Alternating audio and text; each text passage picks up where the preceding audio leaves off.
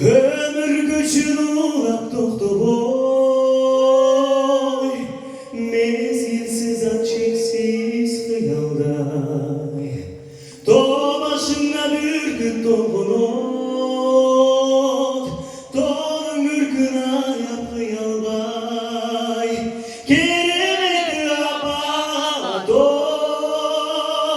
Kırılın bileksiniz gelip Kırgız üçün dolu dürgün Tümörüktü sensiz tenim Dep turup daha bir çalmacamızın maestramızdan ısırırız Şu bizim süyüklü Kırgız cerimizde aralayacak Kırgız yerim bu olmacamda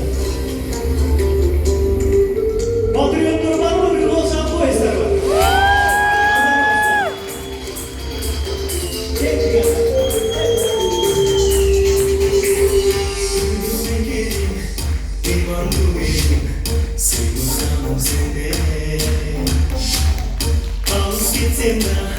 Ağlam gezip çözümde seni beğendim Görüştürdün ormanday Anadolu'm orman zamanday Adın ne çıkmadan üzülsün sen de caç koşurlar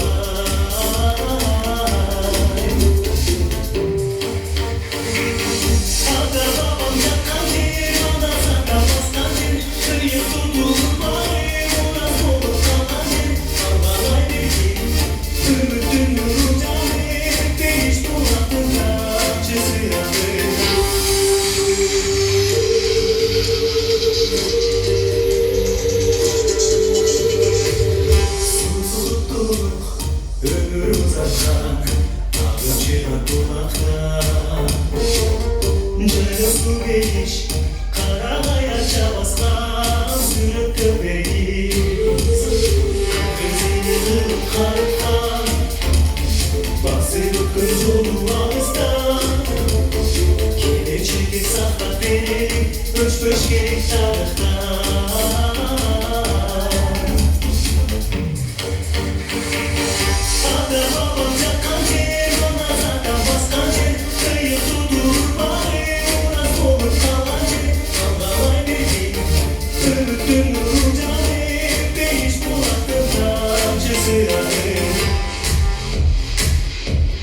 Bizim tadlarına ilginçtirgen bolçalarımız olsun.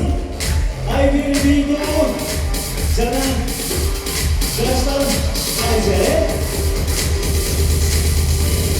Yardım gelecek diyor. Yardım gelecek arkadaşlar. Yaşasın Kırgızlar! Daha güzel olacak mı?